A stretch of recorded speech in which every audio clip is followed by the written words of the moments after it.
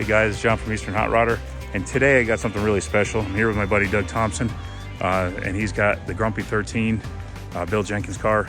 It's a 1976 Monza, and we're going to look at this thing pretty close. Let's start with that engine.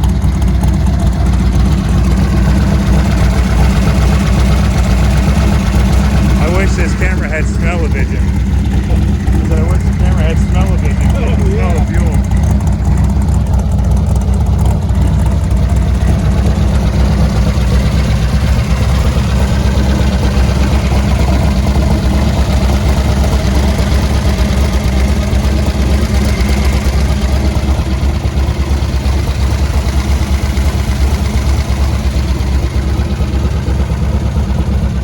And this car will idle like this, no problem. It never gets hot with that radiator that's in there. This is a piece of drag racing history, guys.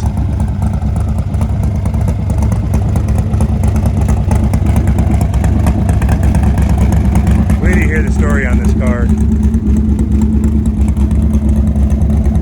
I think it's just so cool when you tell you how Doug ended up with this, and it's gonna be a real cool story.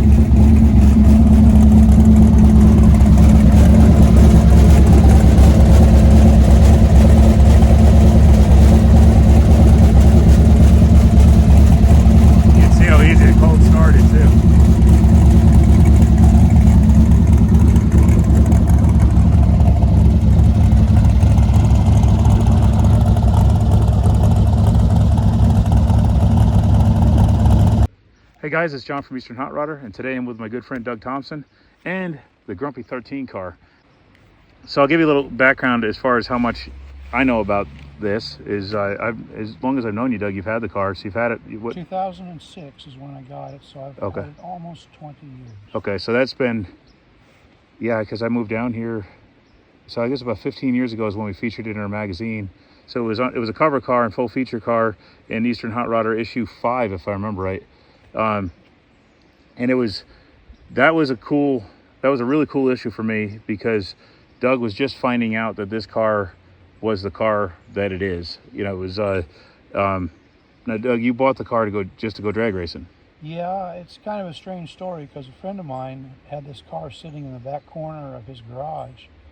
I went in there one day to go to lunch with him, and he says, "Why don't you buy this car?" I said, "No way. I'm done drag racing. I'm finished. I'm not getting another drag car."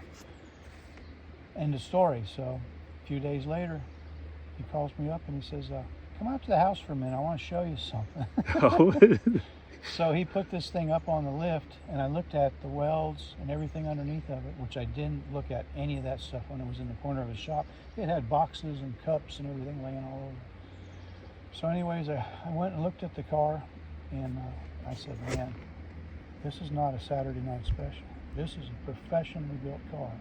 I used to work at Gainesville Raceway. Okay. Did tech inspections, so I had kind of an idea, you know, what should be and what shouldn't be. Sure. And I was very, very thankful that I recognized what the car was. And I bought it, and just my son and I, we decided Saturday we're going drag racing. And that's what we did for many, many years. My son was actually better in the car than I was. Yeah. He didn't use the electronics. He just was a foot breaker. And I used the electronics because I needed all the help I could get. But we had a good time with it, and the people that I met through my investigation, trying to find out where the car came from and who had it last and all that, people were very, very nice. Yeah. Almost everybody answered questions from me without any rude comments or anything like that. So it was one of those things, you know, you're in the right place at the right time. Sure. I think that was more than anything else. That was one thing I always liked about this story, is that Doug didn't go out and said, "I want to find a historic race car." He went out to actually just drag race, and just so happened this one kind of fell in your lap, so to speak. And, you know, it was not the intent to find a historic car. Right. One of the other things is this car vanished for decades, right? Yes. So it kind of fell off the radar. This is one of the few cars that that the Jenkins fans lost track of, and it was missing in action. It was actually running most of the years, bracket racing in North Carolina, Lenore, okay, Wilkesboro, areas over that way. the owners that I back traced to, which there were a dozen people owned this car since it was sold out from Jenkins Competition. Most of the people that I talked to were very nice. Pictures, they'd tell me the stories, and it was nice to know. That's cool. So it was enjoyable. Sometimes when you're trying to find out information about something, you can't get it. A lot of dead ends. It's irritating. Yeah. So on to that end, how far back did you go before you kind of found out that it was a Jenkins? Did any of those previous owners know it was a Jenkins car? The car came with the story. It used to be a pro stock car. Okay, nothing more than that. When I bought it out of the corner of the garage, that's the story that I got. It used to be a pro stock car. Nobody nobody know where it came from. The last that they know where it was bought, I was in an auction in North Carolina. Okay. Corvette auction or somewhere in Knoxville, I think. And that's how this gentleman got it into the shop. He played with it for a little while. Then he went to a newer car, to a Camaro or something. And that's why the push to sell the car. I see. Yeah. But basically, when I got it, it had no decals on it. I remember that it still had the red stripe, Yeah. and just plain white wrapper basically. Yeah, it had all the red on it, and all the red stripe and everything like that, but wasn't a decal on it. Yeah. And I went to Didn't it have like a vinyl stripe, Yeah, it like had a zigzaggy thing yeah, or something? like a zigzag thing on the side of it. And that's from the last shop it was in Lenore. Okay. The guy that had a muscle car shop, I guess it was, and paint and body shop. He was the one that tore the car down and repainted it, especially the interior. The interior is the wrong color. When Jenkins ran his cars, they were always black interior, right? Always black interior. Yeah. And this fella, for whatever reason, I think he was trying to bring it back as a Grumpy's toy because the way the stripes were and everything was just The right. Jenkins stripes, yeah. But he passed away, and I never did get to meet him. Okay. His business was closed up, and he was one of the few that I never did get to meet. Most of the rest of the people that owned it, I all got to talk to them. That's pretty fortunate. A lot of times that isn't the case. Bill had passed away in 2012. Okay. I had arrangements made with one of his owners of the SRD chassis shop that was behind his shop. So SRD was the chassis shop in Pennsylvania Yes. that did most, if not all, of Jenkins chassis work, right? Yes. Okay. Yes. You could have called it his chassis shop. Sure, yeah, because he was down there. Yeah. And some of the employees that were there were his employees, but it worked out pretty good for him. And only thing is, in 2012, he was doing well. I mean, all that time up to then, he was doing well, and then he went in the hospital for some kind of, I think it was a brain surgery or aneurysm or something. I don't know exactly what it was, but he never came out of the hospital. And at that point there, my schedule to go up and bring the car and let him check it out, that died. Sure. So I went with a gentleman here named Bill Nevin from California. And seeing that his nickname was also Grumpy, he must have been a heck of a Grumpy fan. Yeah, he was top notch. He was a great guy. He called me on the phone and he says, I'm looking for the guy that owns one of the pro stock cars in North Carolina. And I said, well, I got one. And that was how we got introduced on the phone. He had seen a picture of it somewhere. Was that, you were already trying to ID the car at that point? I was trying to ID it. Every drag race I went to, I went up to everybody that could possibly know, have you ever seen this car before? Yeah. Do you know anything about this car? They told me it was a Don Ness car. They told me it was a Hardy ar. They told me it was this. They told me it was that. They didn't know. I remember early on when you were starting to do the research in it, there was, you were kind of you kind of honed in that it could have been a Grumpy car, but you were trying your best to disprove it at first. To try to eliminate any, it was, when you figured out it wasn't an S car, okay, that's off the list. But I remember you were kind of getting it down and you got to the point where you were pretty confident it was, but you were trying to do more elimination than, some people will get into things and they're so convinced in their own mind that it is, that every little thing they're going to believe that it is. Yeah. They're not going to be able to be persuaded the other way. Where Doug took it like a scientific approach and looked at it as like, how can I prove it's not? And there just wasn't a way to prove it wasn't. And it just seemed like the more you dug, like even with the jumpers for the battery jumpers on the being on the right rear quarter. That was a giveaway. Tell that Yeah. it was a Jenkins car. Yeah. There was a lot of little things, and there was a fella named Doug Boyce who wrote a book Yes. called Grumpy's Toys. Excellent. I suggest everybody go get that. Yeah. Anybody that's a Grumpy fan, go get that book. I also reviewed his latest book too. So if you guys Yeah. want to see what that's about, you can check out our other very, videos. very good, very accurate. And there was a lot of things in his book that I read about the Grumpy's Toys, especially this one. Particular things like the engine was an inch off center. Okay. It was offset to the passenger side so that the weight of the driver was balanced out. Yeah, yeah. And I mean, there's just little goofy things like that on there. And then you go throughout the car, and there's all kinds of little trails. The mount in the back for the weights. Motor plate in the front's got Jenkins' initials stamped in it. Just a lot of things led up to it. I regret it that I never was able to meet the man. Yeah. I was all scheduled to go, and I was pumped to go. And it didn't work out that way, but fortunately, between Bill Nevin and myself, our process of elimination, we think it might have been so-and-so's car. We got a hold of that person or their crew chief or the guy that bought it from them, and we found out, oh, no, that wasn't it, because that car had a ladder bar in the back. Okay. This car has got a magnesium Dana in the back. So magnesium Dana, and there's also a three-link. Yeah, three-link. Yeah, which was Jenkins only. Yeah. Mostly Jenkins only. Okay. I think there might have been some three-link. That was his car. That was his design, and the magnesium Dana was really a fingerprint, if you will. Yeah. Because. So you had at this point you had the SRD chassis, knowing it was built by SRD. You know it was a magnesium Dana, which was fairly unique at the time, and Jenkins was one of the few guys that ran that, especially in a GM. You had the three-link suspension that was a Jenkins design, the lugs in the quarter panel, and that was all stuff that was starting to kind of fall into place, that was aligning to tell Doug that this was the Jenkins car. But then there was a lot more. Oh yeah. Yeah, I was waiting for that diamond in the rough, you know. Yeah. I was waiting for somebody to come up and say, "Oh, I know that car. I built it," or something. That never happened. But I had one of the guys that used to own the car from over in North Carolina. I was at a race. We were at a Pro Stock, Nostalgia Pro Stock race over there, and he came up to me and he said, "I used to own this car." And I said, "Good. Come here. Let's sit down." So we did. We sat down and we talked, and he showed me pictures, and he says, "You know, that car used to belong to Pat Busey." And I said, "Well, I heard that rumor through my investigation, but I never don't know it for sure." Sure. You know? So one day I'm over in Mooresville, and I pull into Pat Busey's shop, and I walk in with my picture album with me, and walk up to Pat Busey, and I said, "Hey, I think I got one of your cars." "Really?"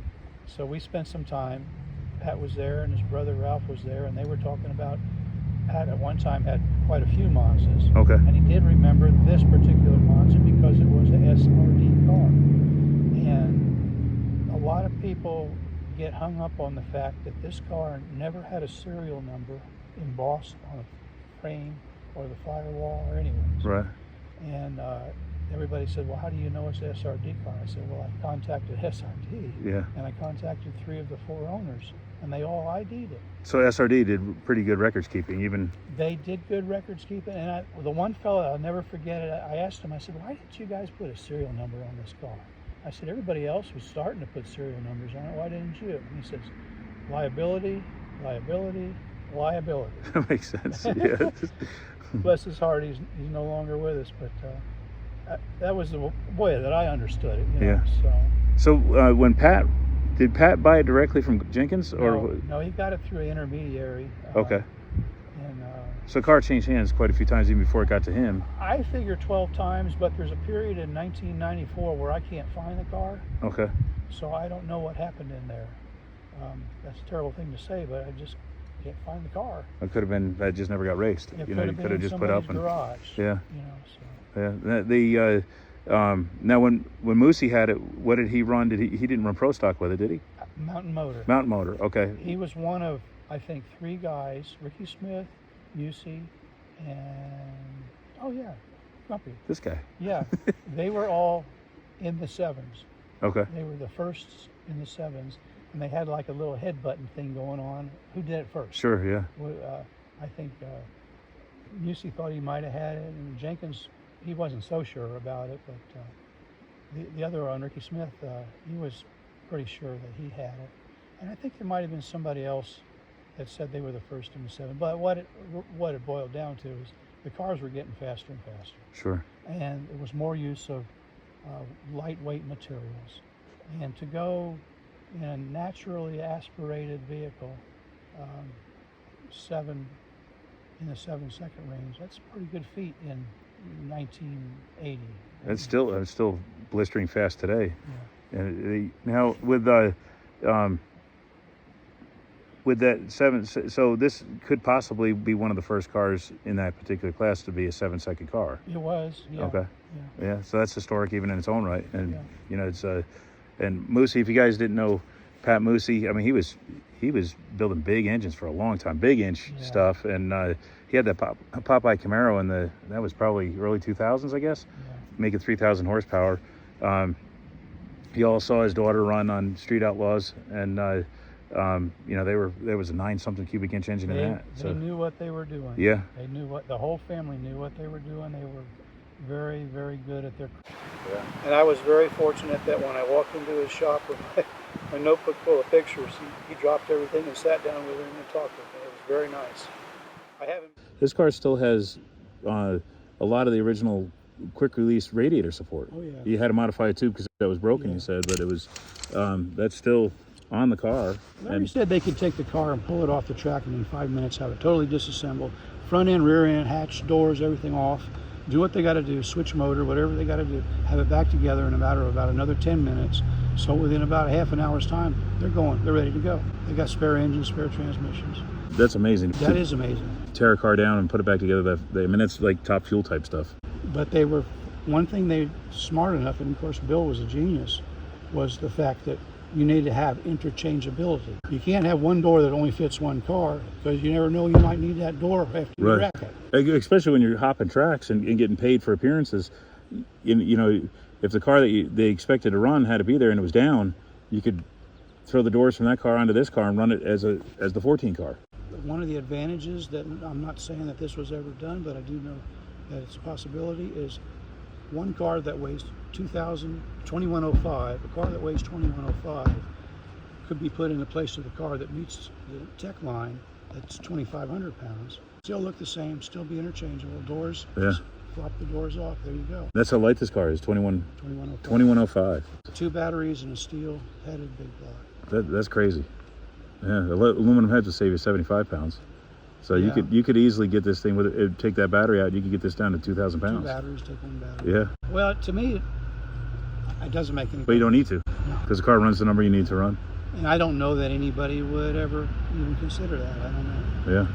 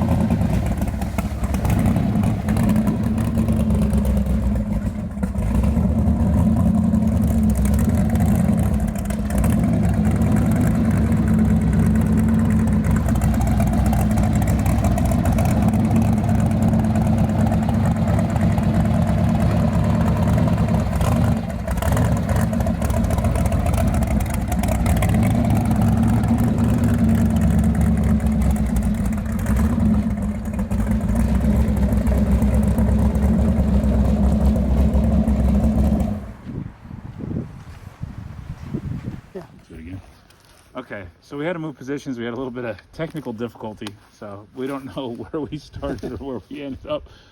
Got hooked up with the people from SRD Race Cars up in Pennsylvania. That's Bill Jenkins's shop, or his shop in the back of his shop. Okay. And one of the guys there, he identified it. He says, yeah, it's one of ours. I don't know which one, but it's one of ours. Yeah. So did that guy, did he lead you to think it was a Jenkins car, or was it just one, No, just an SRD car? SRD car. Okay. See, they built 12 or 13 Monzas. The SRD company did. Jenkins only had 4. Okay. So it was worth a shot. Well, with only a dozen cars being built, that narrows it down quite a bit to, with just a dozen, you're looking at a dozen different people. And if Jenkins had 4 of them, then now you're down to 8 left that you could rule in or out. And then so that's starting to narrow your field down. Did SRD have a record of who the other people were that owned those cars? Okay. No, well, they didn't have a written record. They remembered that some of them were built for this person or that person. Okay. And that's how we actually started searching on it, because we were narrowing it down one at a time. The car does not fit this program, so that's not it. And that's how we got it real close to knowing that it was a Jenkins car. Okay. So anyhow, Bill Nevins, a friend of mine from California. That's the fellow on the decal here. That's the fellow on the decal. He's no longer with us, but he was sure helpful, helping me search, especially to the people out on the West Coast. It took 5 years to just narrow it down, and then we had gotten it down to about 2 cars, 3 cars. Both Jenkins cars at that point, or was it still? Anybody's cars. Okay. And we just kept poking away. Every time we see a car somewhere, we try and find out whose it was or where it came from. And the real breakthrough came when I had it at the Hot Rod Reunion up in Bowling Green about 6 or more years ago. Larry Lombardo, the driver who used to run this car for Bill Jenkins, he was the grand marshal of the event up there. He was on the parade and he was signing autographs and everything. And I went in, I took my dash off and brought it in under my arm, carried it into the tent. He was signing autographs. I said, would you sign it for me? He said, sure. So he signed it for me. And I said, if you don't mind, later on, could you come look at this car over here? So he came over and looked at it and went up and down and all around. And finally, when we took the back hatch off, he says, you see that weight bar mount there? And I said, yeah. He says, only one car had that. He says, that was one of a kind. And I said, okay, so what do you think? He says, this is the real deal. So he knew not only was it a Jenkins car, but he knew it was the 13 car as well. Everything else matched. The only thing he was concerned about was the interior color. Yeah. Which on this car is red. Jenkins cars are always black on the interior. Okay. And when I went and opened the door one day, it had a little bit of a scratch mark on the roll bar. I sanded it down, and there was our black paint underneath of it. Okay. So that kind of, when he saw that, he said, yep. He says, that's the real deal. So since then, him and I have contracted with each other and talked to each other and compared notes. He was a pretty cool guy to meet. I had that first time that up at Bowling Green there, I was with you on that trip, and he was a wealth of knowledge. He is amazing. Yeah. He can. I don't know how. I told him he needs to write a book, but he wants to do that. But he remembers things. He remembers what date he ran somebody and how this guy staged him. Really? Hot stage on there. There was a lot of things. I couldn't imagine being remembering all those little details. I imagine there's certain things that would stand out to anybody, but for a guy that did this for a living, that's just daily routine, so really to be able to recall that kind of memory on which pass was done where at which track and how fast you went and who beat you on what, and just that's pretty amazing. That I can't do that inside of a week. He was really amazing in the fact that he maintained all that stuff in his head somehow. Yeah. Now he's still got a lot of paperwork on this car, doesn't he? Time slips and he has memorabilia on this car. Okay. The win trophy for this car was the 1976 Pro Stock NHRA champion right here. Oh, really? Yeah. And he's got the Wally for that, and he's got a lot of different things. The manufacturers really liked him because they give him sweatshirts and shirts and hats and all kinds of freebies. Hoping they'd wear them Yeah, on the camera and get some recognition that way. And he was good about that because he was very, very talkative, very, very pleasant. And that's pretty nice that you were able to build a good rapport with him. And you guys, I mean, really forged a pretty decent friendship out of this car. And it's and now some of the other things that he identified on this car was like the brackets on the frame that stabilize the headers. Yeah, those are one thing. The radiator mount in the front was another thing. Okay. The motor plate, that's a combination motor plate and other things were bolted to it, has his initials stamped in it. Jenkins initials, yeah. His initials are stamped in it. The fact that the engine is offset 1 inch to the passenger side helps compensate for the driver's weight. Okay. Larry in the days was very lightweight. Yeah. They had to put weight in the car because he was so light. Oh, really? Yeah. What's the car weigh? 2105. And it's a full body car. That's By steel-headed big block with 2 batteries in it. No kidding.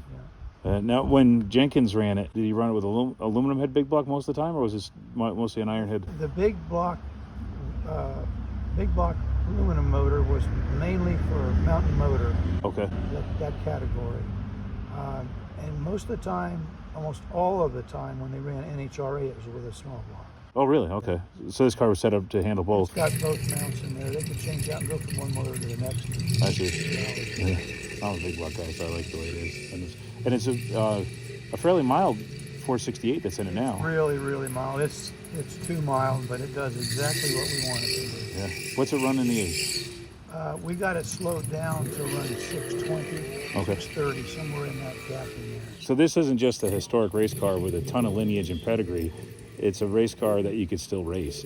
So many of these other cars, they do cackle fest, or they're just put up in mothballs or set up in a museum where people come in and look at it. But this is one that you can, if you wanted to, this weekend you could throw a set of belts in it and go down the track, and it'll run the number every single time. You know, It's a matter of keeping stuff freshened up.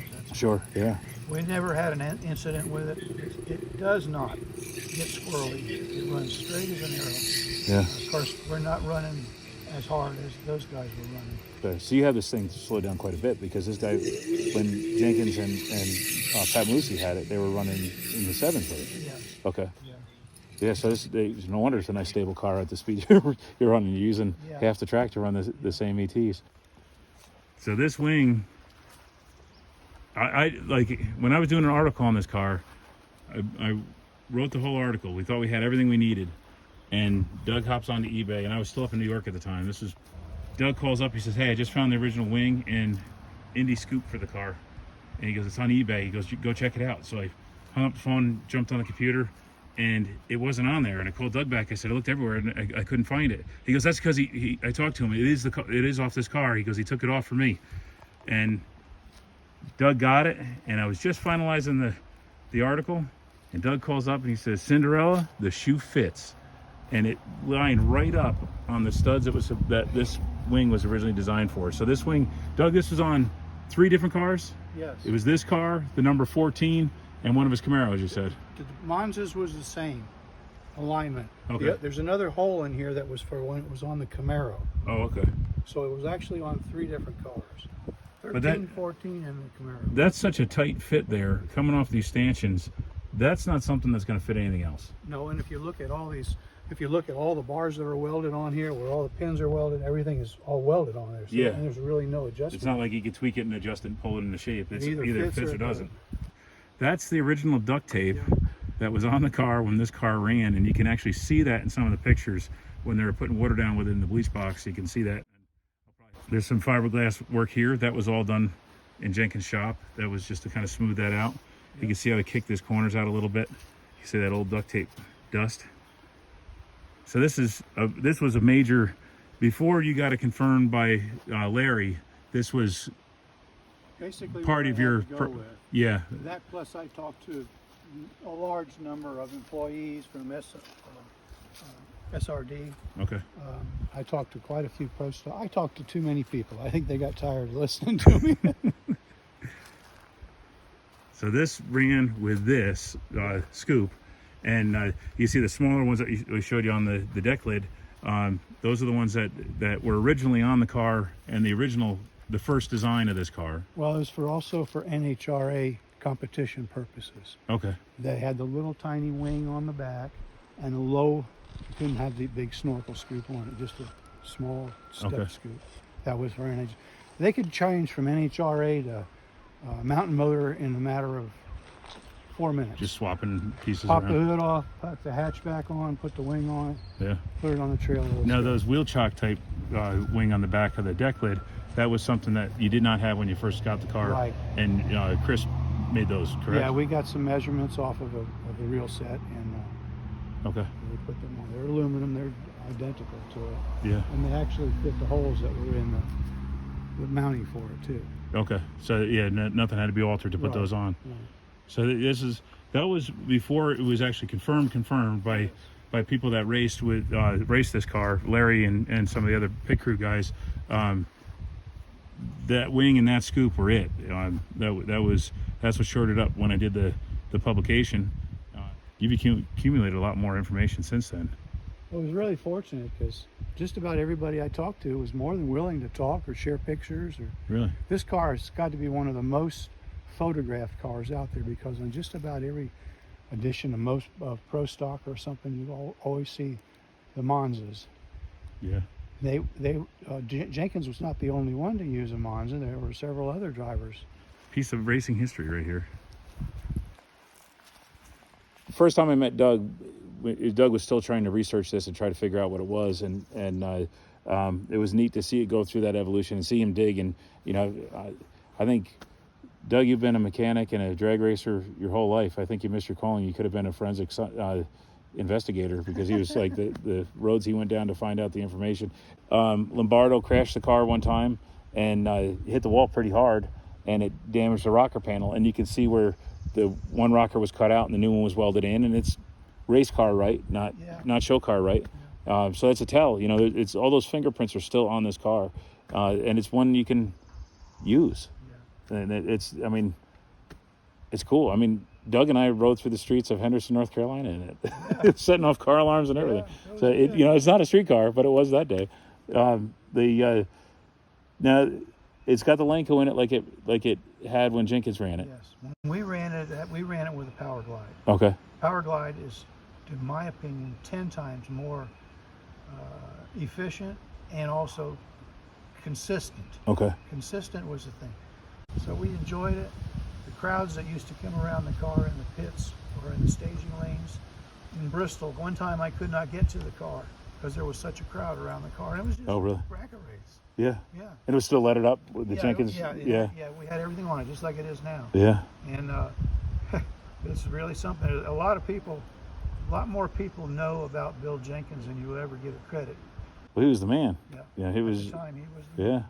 Well, Pro Stock was his baby. He started the Pro Stock. Yeah. So when he came out with the Vegas with a V8 in him, a lot of people panicked. Yeah. Doug's accumulated a lot more information on this car in those years. Since then, again, meeting Larry Lombardo, the driver, and getting to be real savvy with all that kind of stuff. And he's got lots of documentation himself with magazine articles and stuff about this car. The number 13 car is set apart. If I remember right, the 12 car had a different stripe package. Yeah, it was a little different. The lettering was different on it. It was the first one out, and the Grumpy's toy and everything was kind of up, down low, and now they're up higher. Yeah.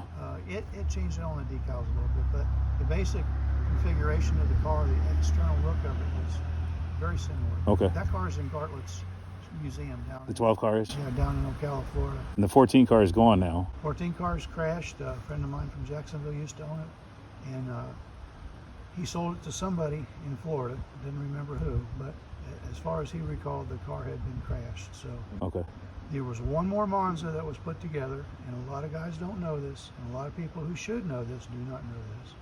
One more car was put together of pieces that they had. It was also called 14. 14 had gone and come and gone, and then this other car came out. It was called 14. Okay. And they used up a lot of the pieces that he had accumulated over all the years for Monsters. Yeah. Be it doors, fenders, hoods, whatever.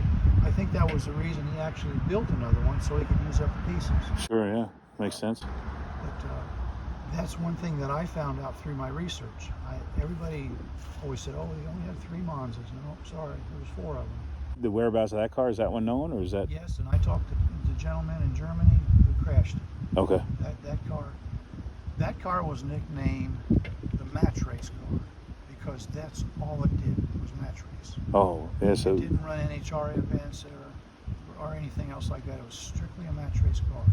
I guess the sad part of this video is after 19 years, almost 2 decades of owning this car, you're seriously thinking about letting it go, aren't you? Yeah, I'm physically not able to run it anymore. Yeah.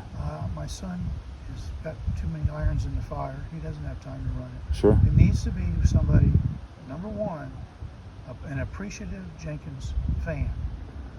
I don't want to sell it to somebody who's just going to take it and throw it on Barrett Jackson, Right. or something like that, and make money on it. I'd like to get it to somebody, and so far there's been a possibility it could go to a museum, which I can live with that.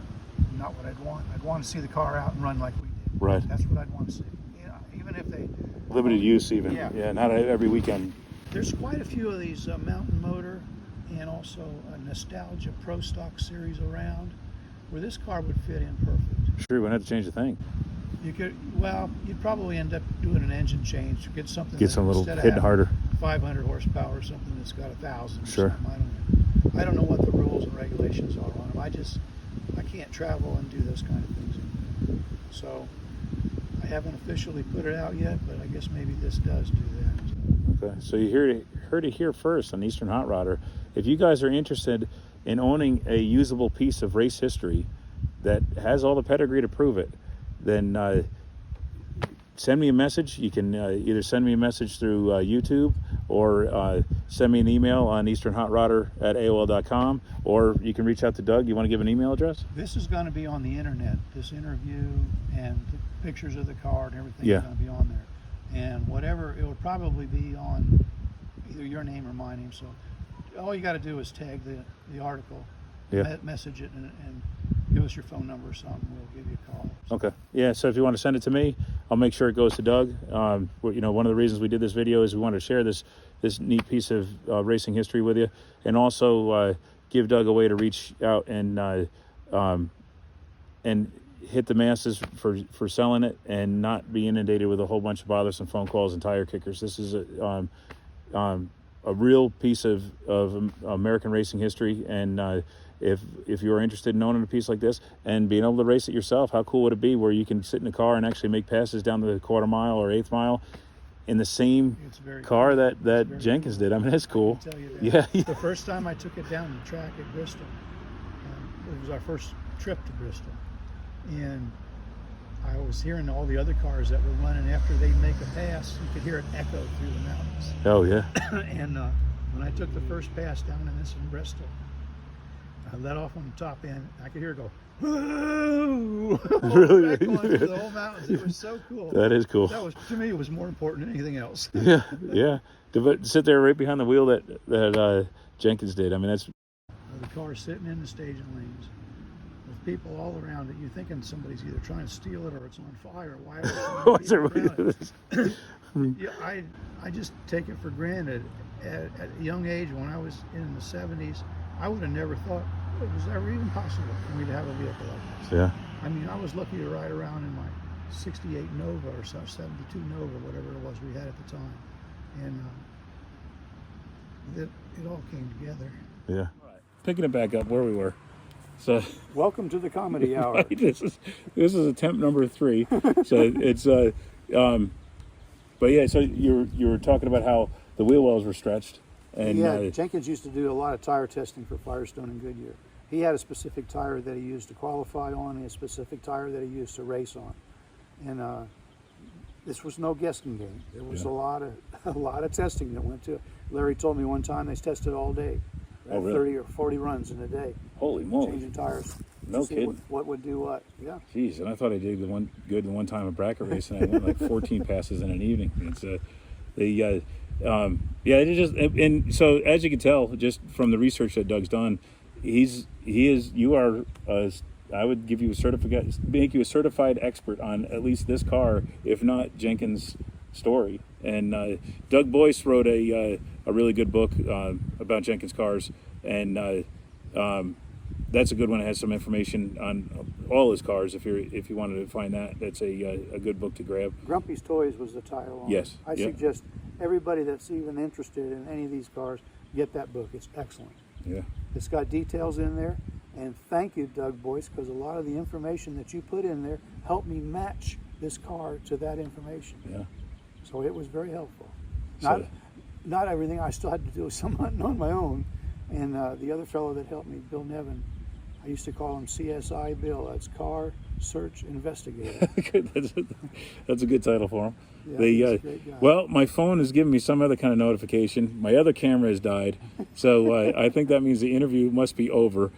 So if you guys are interested in this car and want to contact Doug and be the next caretaker, really, of this Monza, hit me up. Hit me in the comments section, or email me at easternhotrider@aol.com, and I'll make sure you put you in touch with Doug.